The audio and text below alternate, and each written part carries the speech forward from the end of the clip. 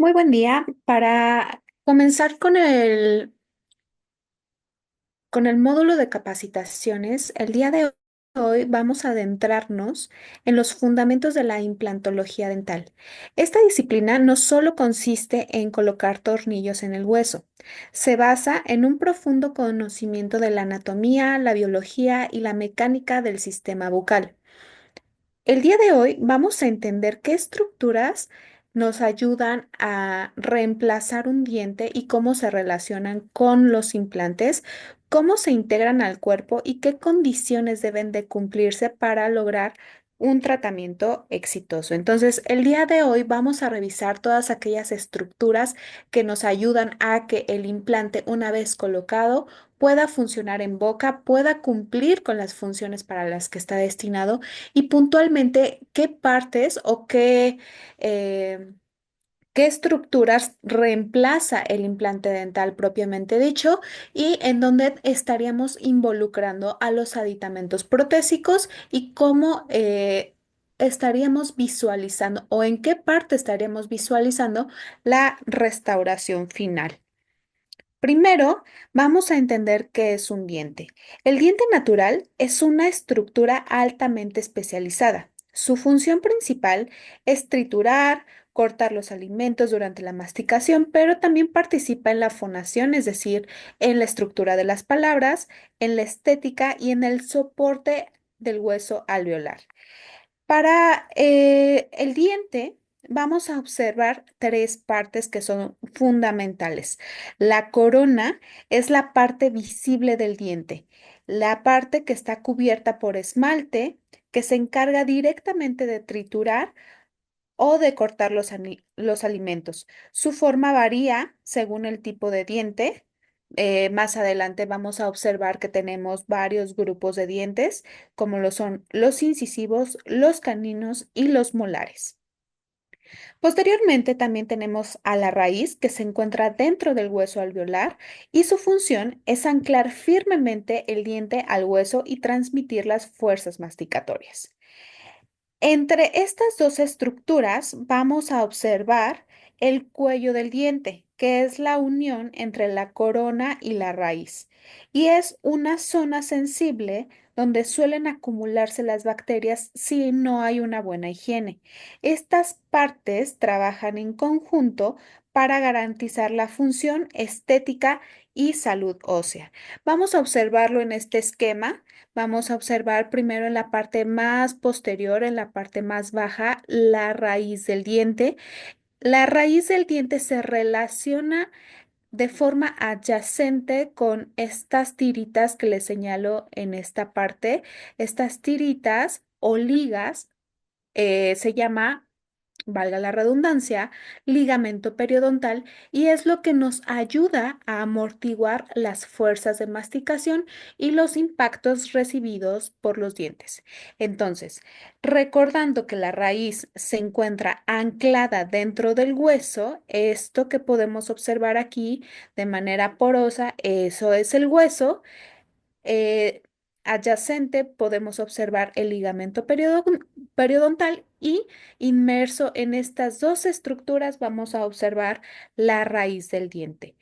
Posteriormente vamos a observar el cuello del diente, que es la unión de la raíz y la corona. La corona es lo que podemos ver.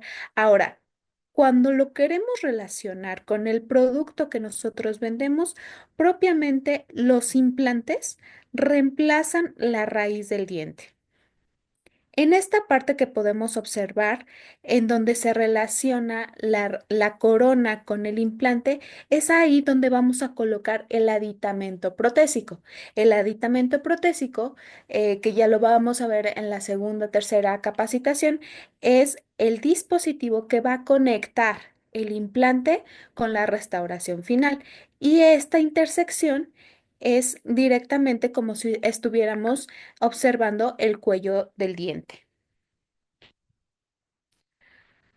Ahora, dentro de la corona dental o en la corona dental, el diente tiene varias caras. Estamos hablando de que es una estructura que tiene varias partes importantes. Entonces, ahora vamos a observar cuáles son las caras del diente. Cada diente tiene varias superficies que cumplen diferentes funciones. Es decir, vamos a comenzar con la cara vestibular. La cara vestibular mira hacia afuera, hacia los labios o hacia las mejillas. Es la cara visible cuando sonreímos. Entonces, esta que está señalada en azul es la cara vestibular. Posteriormente, vamos a observar la cara lingual o la cara palatina. Esta mira hacia adentro, hacia la lengua, si son los dientes de abajo, o palatina si es en la parte de los maxilares o en la parte de arriba. Aquí se la señalo en este esquema con color morado para que la podamos identificar. Es la cara que está por dentro. Posteriormente, si dividimos la boca exactamente a la mitad de manera vertical, vamos a encontrar las caras mesial y distal. Estas caras están en los lados de los dientes y conectan a un diente con otro. La mesial mira hacia el centro de la arcada y la distal en sentido opuesto. Entonces, aquí si dividimos y si observamos este esquema, vamos a marcar la línea media con color verde y la cara de los dientes que más se acerque a la línea verde, vamos a identificarla como cara mesial. Y la que esté más distal, más distante de la línea verde, es la que vamos a identificar como cara distal. Posteriormente, vamos a observar la cara oclusal. Es la cara que contacta con los dientes opuestos. Es fundamental para la masticación y comprender esta superficie es clave cuando hablamos de caries, restauraciones o prótesis y en nuestro caso, prótesis sobre implantes. Entonces, esta cara que marco de color naranja es la cara oclusal. Es la cara que contacta a los dientes de arriba con los dientes de abajo y nos ayuda a hacer distintos movimientos, pronunciar algunas palabras, realizar algunas funciones que son importantes. Ahora, en este mismo esquema, quiero que observen que hay diferentes tipos y tamaños de los dientes.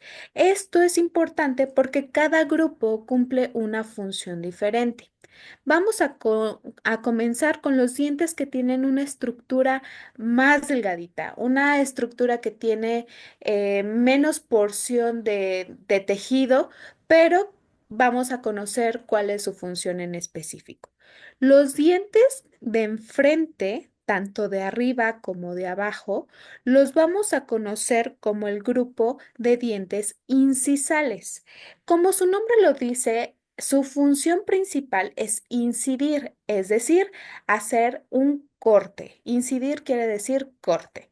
Entonces, el grupo que se conforma de cuatro dientes de arriba, cuatro dientes superiores y cuatro dientes inferiores, son los dientes incisales que nos ayudan primeramente a cortar los alimentos, a pronunciar algunas palabras y principalmente a tener una estética y soporte óseo.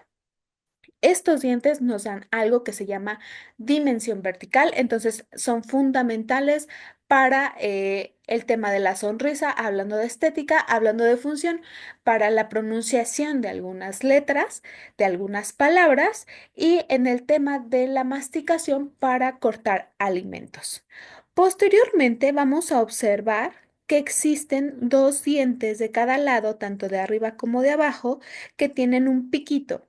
Mucha gente los conoce como dientes o como colmillos. Estos dientes se llaman caninos y justamente tienen este piquito en esta parte para poder desgarrar el alimento. Entonces, el grupo de dientes que tiene esta forma en forma de pico en su parte más superior se llaman cáninos, no colmillos.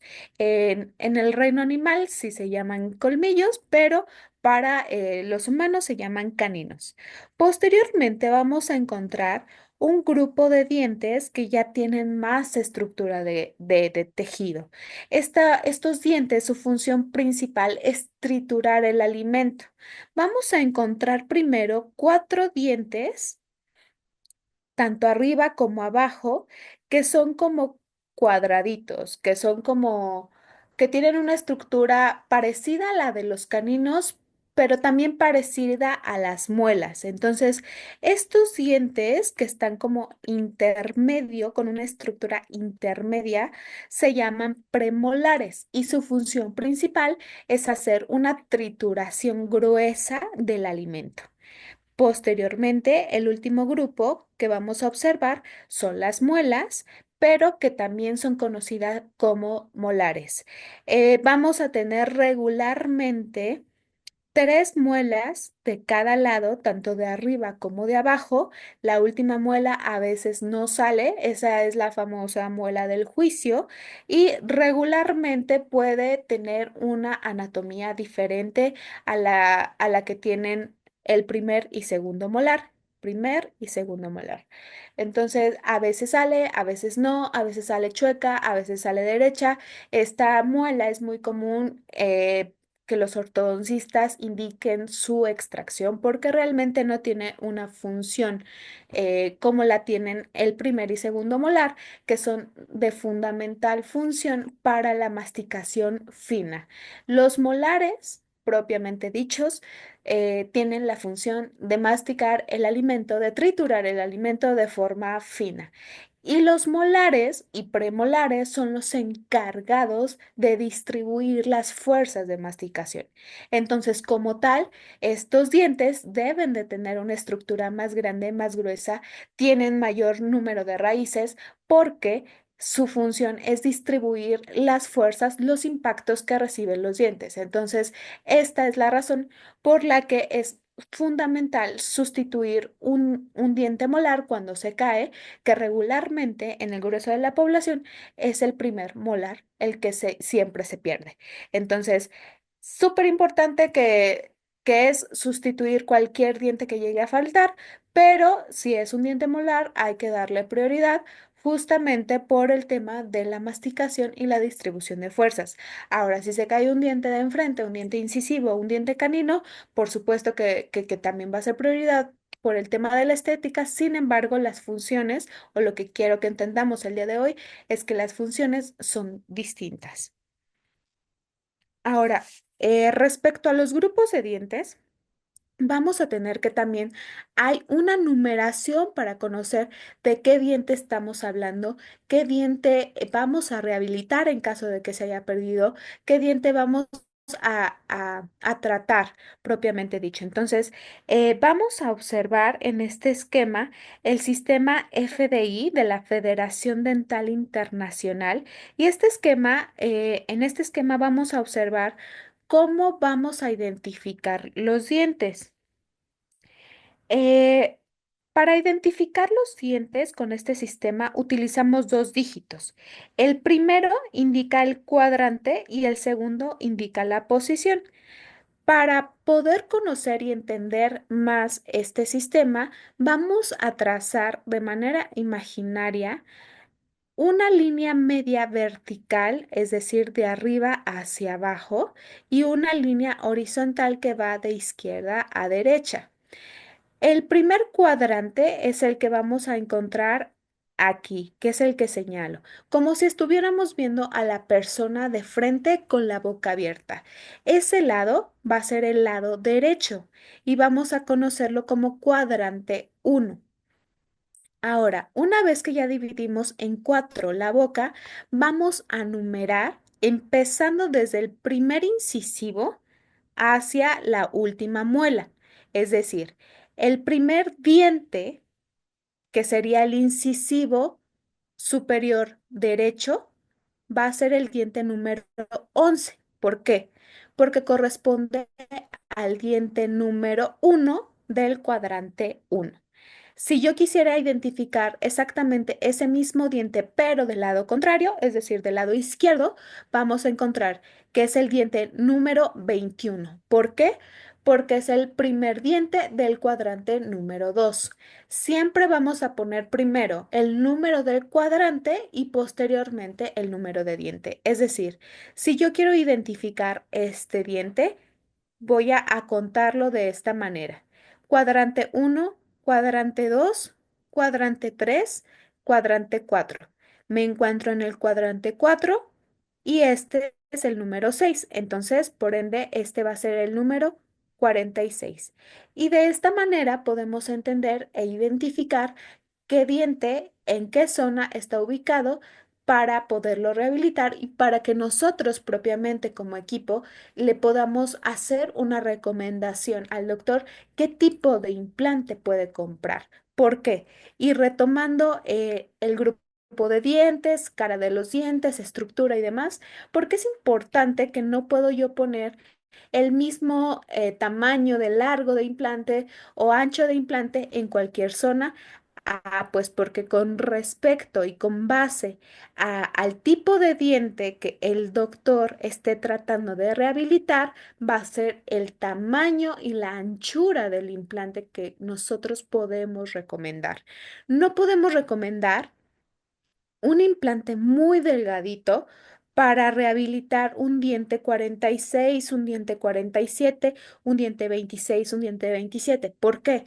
Porque estaríamos hablando de un primer molar, un segundo molar, que como ya lo vimos en la diapositiva pasada, es un diente que tiene bastante estructura, que cumple una función de carga masticatoria alta. Entonces, en este caso, tendríamos que hacer la recomendación de utilizar un diámetro más ancho y una longitud más corta. Ahora, ya que conocemos cuáles son los dientes, cuáles son las partes del diente, vamos a identificar en dónde colocamos nosotros nuestros implantes o en dónde se encuentran inmersas las raíces de los dientes. Ahora vamos a analizar el terreno donde se colocan los implantes. Principalmente son dos estructuras, la mandíbula, que es el hueso inferior, el hueso móvil, el hueso más denso y con mayor cantidad de cortical. Ahorita les muestro qué significa la palabra cortical. Y esta zona es ideal para que los implantes tengan buena estabilidad. En la parte de arriba, la zona en donde colocamos los implantes es el hueso alveolar del maxilar superior. Este hueso es más poroso, tiene menos densidad ósea. En su parte posterior encontramos el seno maxilar, que es una cavidad neumática que puede limitar la altura ósea disponible y a veces es necesario elevarlo para poder colocar los implantes. El hueso alveolar, tanto en mandíbula como en maxilar, es la parte específica de estos huesos donde estaban las raíces. Este hueso se reabsorbe cuando hacemos una extracción. Por eso es muy importante, uno, rehabilitar casi inmediatamente que los dientes se han perdido y dos, colocar algo de injerto óseo para completar esos espacios.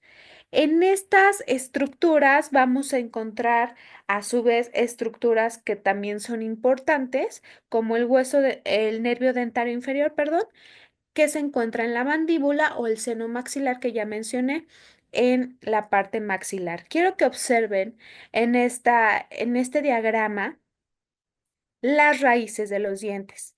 Cada grupo de diente tiene un número diferente de raíz. Como ya habíamos explicado en otra diapositiva, esto va a depender del grupo de dientes o el tipo de diente del que estemos hablando. Entonces, esto se relaciona mucho con la estructura en la que está inmerso el diente o la raíz del diente porque realiza diferentes funciones. Es decir, los dientes que tienen una estructura más ancha, que tienen una estructura más corpulenta, son los que necesitan mayor irrigación, mayor inervación. ¿Qué significa esto? Que necesitan más sangre, que necesitan una potencia nerviosa más alta para que puedan funcionar, porque reciben una función muy diferente a la de otros dientes que, por ejemplo, solamente tienen una raíz. Entonces, es importante saber que esta es la función de alimentación de las raíces. Y esto, el tipo de hueso en el que están inmersos se relaciona con eso, porque la porosidad o no porosidad del hueso es la que nos permite esa alimentación que van a tener los dientes por medio de sus raíces. Entonces, aquí quiero que observen el hueso en donde están sumergidas estas raíces de los dientes y la estructura que les mencionaba, el seno maxilar en la parte de arriba y el canal del nervio dentario inferior. Este es el nervio dentario inferior. Entonces, ¿por qué esto es muy importante conocerlo, saberlo y saber cómo se relaciona con nuestros implantes? Porque nosotros no podemos hacer la recomendación de una longitud excesivamente larga para los dientes posteriores porque están cerca del seno maxilar, donde podemos hacer una recomendación de una longitud más larga en los dientes anteriores, en los dientes caninos o en los dientes incisivos, tanto de arriba como de abajo. Pero en la parte posterior, en la parte de atrás, vamos a tratar de que con base en el estudio radiográfico, tanto radiografía como tomografía, hacer una buena planeación y hacer una buena medición de las estructuras para que nosotros podamos seleccionar correctamente la longitud y el diámetro en el que vamos a estar colocando nuestros implantes para evitar pegarle al nervio dentario inferior o para perforar el seno maxilar, que ambas cosas son peligrosísimas. Entonces, con base en lo anterior, vamos a hablar de los tipos de hueso y cómo se clasifica.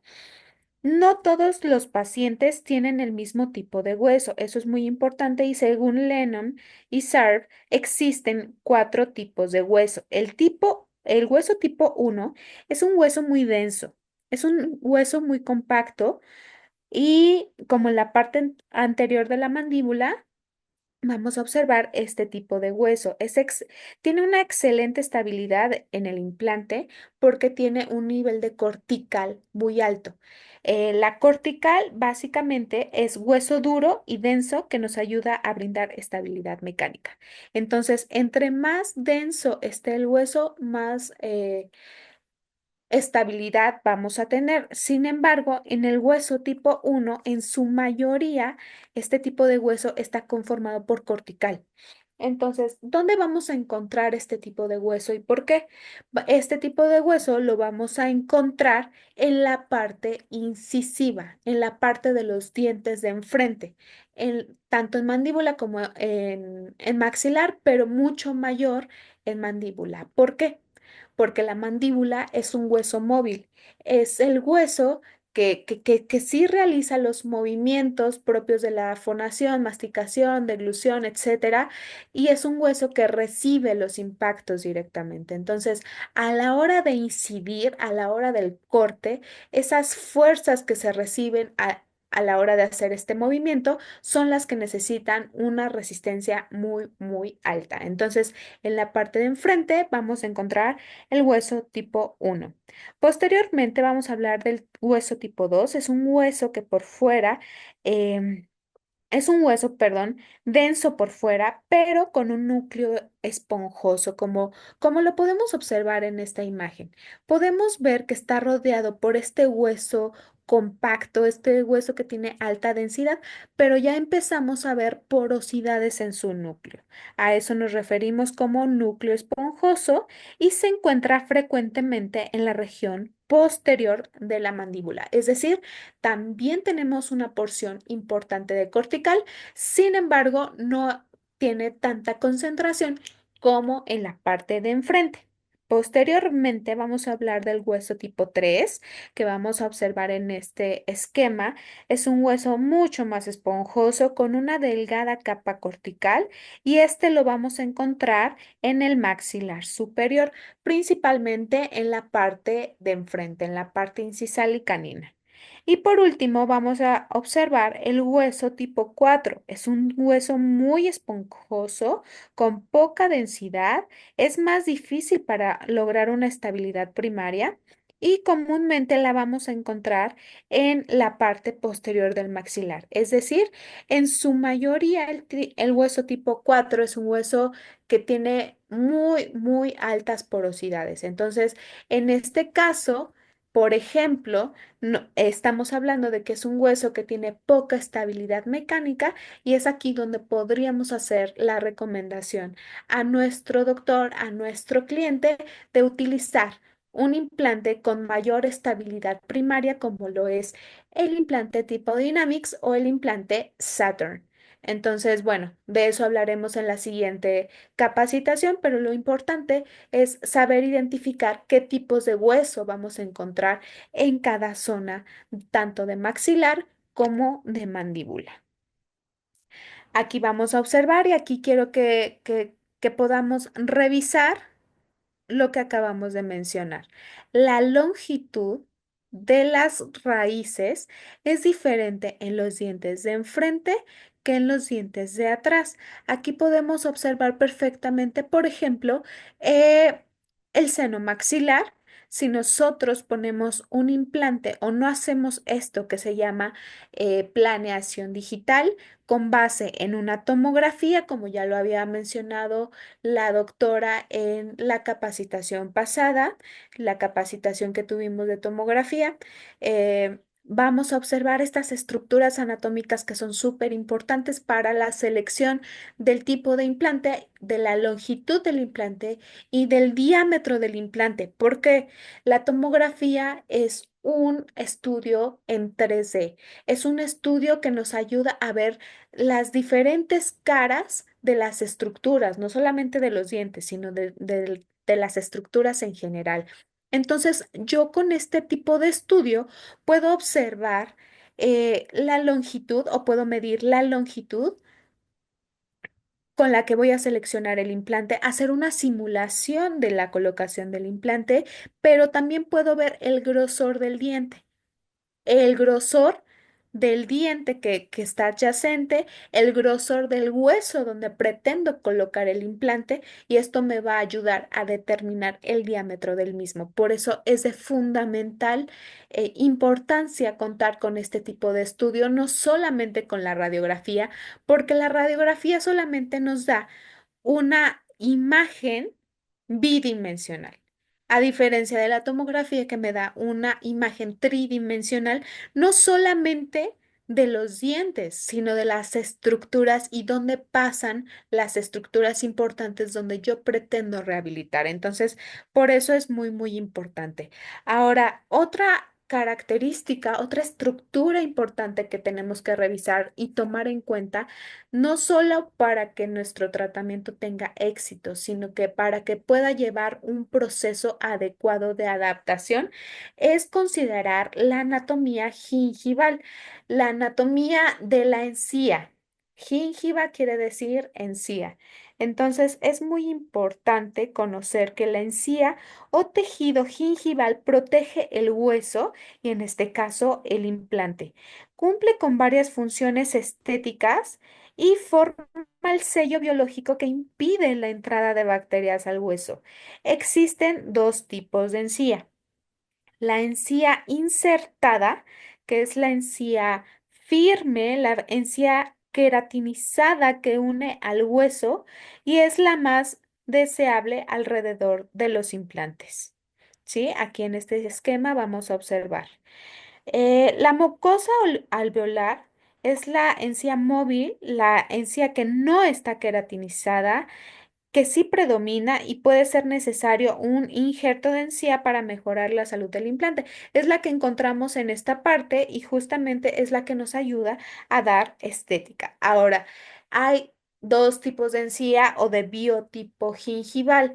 Depende de esto y el doctor, nuestro especialista, a la hora de seleccionar los aditamentos protésicos, porque la anatomía gingival es la que se relaciona directamente tanto con el aditamento como con la restauración final, es muy importante hacer una correcta selección de aditamento para que el tratamiento pueda tener éxito. Porque si nosotros colocamos una corona desajustada porque seleccionamos de manera incorrecta los aditamentos protésicos, en esta parte, en esta parte de la encía, vamos a tener un problema de filtración en donde se van a acumular bacterias, comidas, etcétera, diferentes agresiones directamente para el sistema bucal, para el sistema gingival, lo cual va a provocar algo de inflamación y posteriormente la pérdida de tejido que se va a transmitir en la pérdida del implante por infección. Entonces, es muy importante que podamos hacer una correcta selección, pero con base al biotipo del paciente, porque no todos tienen el mismo grosor de encía.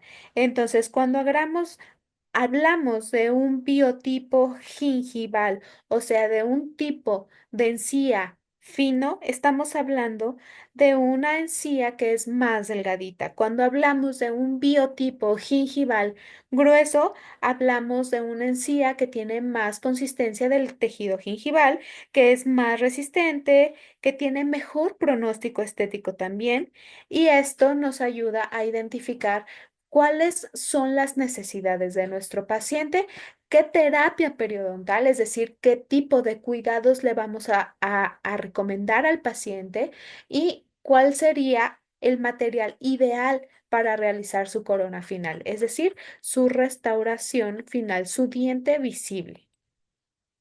Aquí vamos a observar biotipo gingival delgado, es decir, la encía que rodea al diente o a la corona es más delgadito, a diferencia del biotipo gingival grueso. Si podemos ver que en este lado, en el lado A, existe más consistencia de tejido en el cuello que en el lado B. Esa es la diferencia, eso es biológico, eso es genético y bueno, lo único que podemos hacer para ayudar a nuestro paciente o en nuestro caso al cliente es hacer la recomendación del aditamento de acuerdo al biotipo gingival del paciente para crear lo que los implantólogos, los especialistas rehabilitadores conocen como perfil de emergencia, que es justamente la parte, el espacio que vamos a crear, esta curvatura que vamos a crear para recibir la restauración final, para colocar la restauración, la corona definitiva.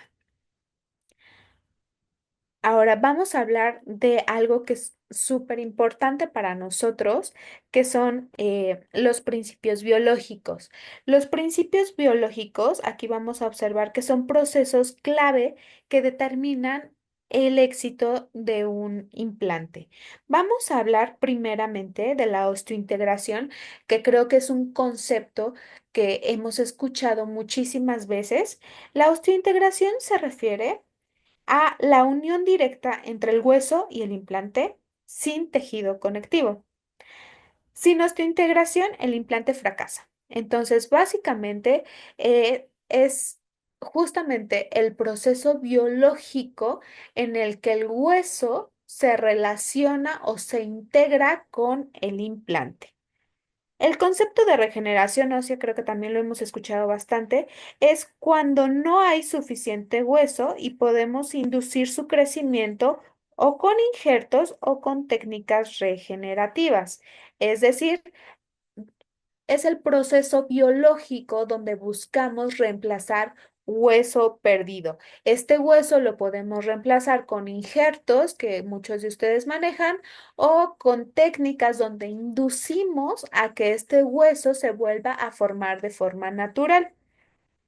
Ahora, algo que es muy importante conocer es que también podemos tener pérdidas en este proceso, en estos procesos. Entonces, fundamentalmente, y retomando lo que estábamos hablando en una diapositiva anterior relacionado con la encía, la inflamación crónica de los tejidos alrededor del implante se llama periimplantitis y esto regularmente es generado por una mala higiene, porque hay filtración de bacterias y comida, porque el paciente no ha tenido los cuidados adecuados o porque pues no colocamos la restauración final en una posición adecuada o porque estamos creando algún tipo de amenaza, por así decirlo, para el sistema gingival. Entonces, en este caso vamos a tener algo de inflamación y posteriormente pérdida. Y por último, vamos a hablar también del concepto de reabsorción. El concepto de reabsorción ósea se refiere a la pérdida natural de hueso que ocurre tras extraer un diente. Por eso muchas veces colocamos injertos, colocamos hueso artificial, preventivo o colocamos inmediatamente los implantes para que esto no pase.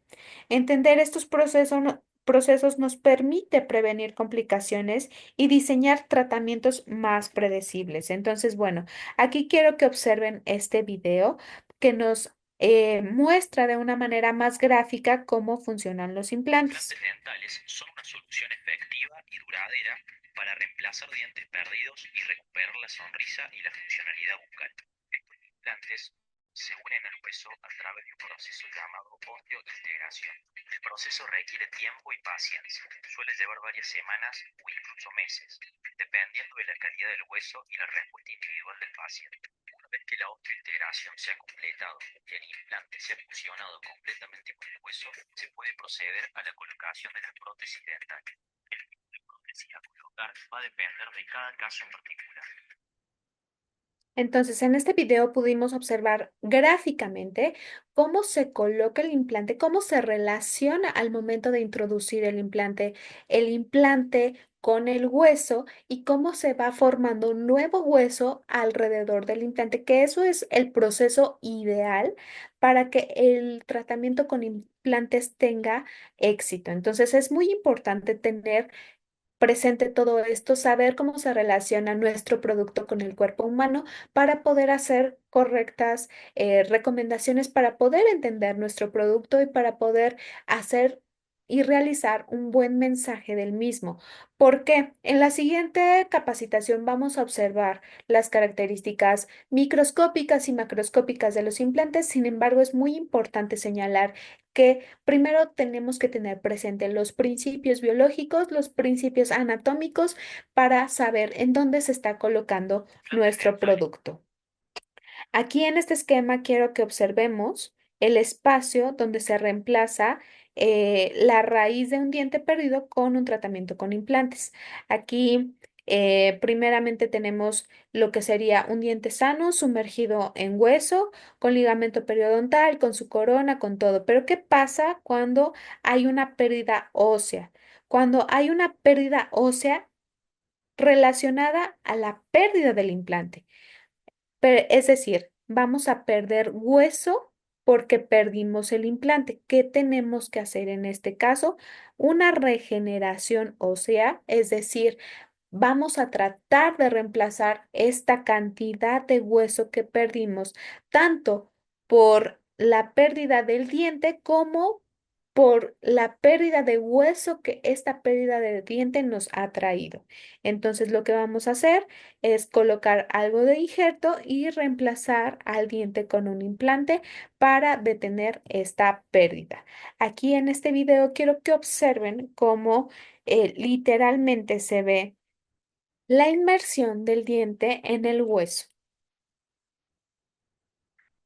Quiero que observen el proceso de fresado, donde primeramente hacemos un fresado inicial, un fresado piloto para determinar la altura y posteriormente un siguiente fresado para hacer el diámetro más grande, más grueso, para poder introducir el implante en el hueso y que quede con un tamaño específico, tanto de altura como de diámetro. Finalmente, esto es lo que hacemos. Esto es lo que vendemos. Implantes y soluciones para rehabilitar, para reemplazar dientes perdidos.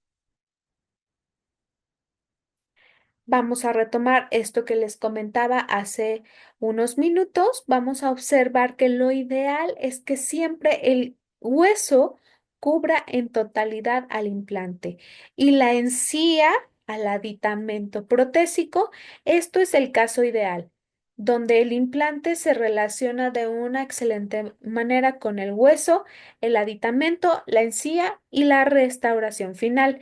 Cuando empezamos a tener algunas filtraciones a nivel del aditamento protésico, empezamos a tener esto, inflamación, inflamación de la encía que posteriormente se va a distribuir a lo largo del implante porque las bacterias van a caminar alrededor del implante porque pues a esta altura, por ejemplo, no hay manera, no hay cepillo dental que logre limpiar esta zona y posteriormente la enfermedad periodontal va a avanzar tanto que nos va a descubrir a nivel óseo y nivel gingival el implante y bueno, vamos a empezar a tener movilidad del implante y al final hay pérdida del implante. Hay que retirar ese implante porque eso ya no sirve. Si el hueso y la encía no están cubriendo tanto el implante como el aditamento, ese tratamiento ya no funciona y hay que volver tanto a hacer regeneración ósea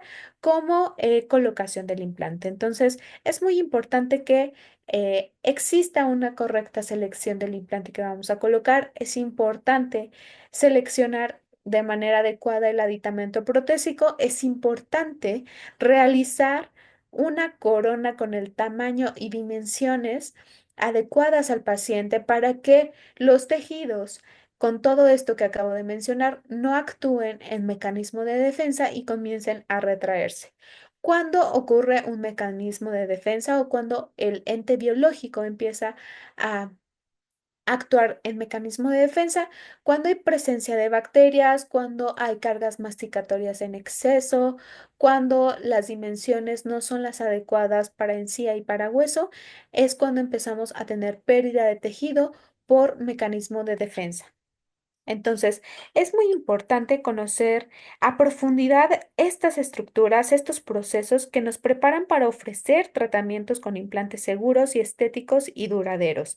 La implantología no es solo técnica, es biología aplicada. Entonces, es muy importante conocer muchos aspectos para que podamos tener un tratamiento exitoso, para que podamos tener a un paciente que efectivamente le funciona lo que nosotros ofrecemos en caso de que nos dediquemos a la odontología y en caso de que no, es muy importante saber qué estamos vendiendo, para qué estamos vendiendo y en qué parte del cuerpo estamos colocando nuestro producto. Entonces, de mi parte sería todo.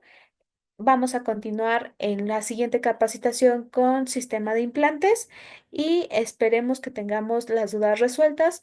En caso de que no, me pueden mandar un correo electrónico para resolver cualquier duda que haya quedado. Muchísimas gracias por todo.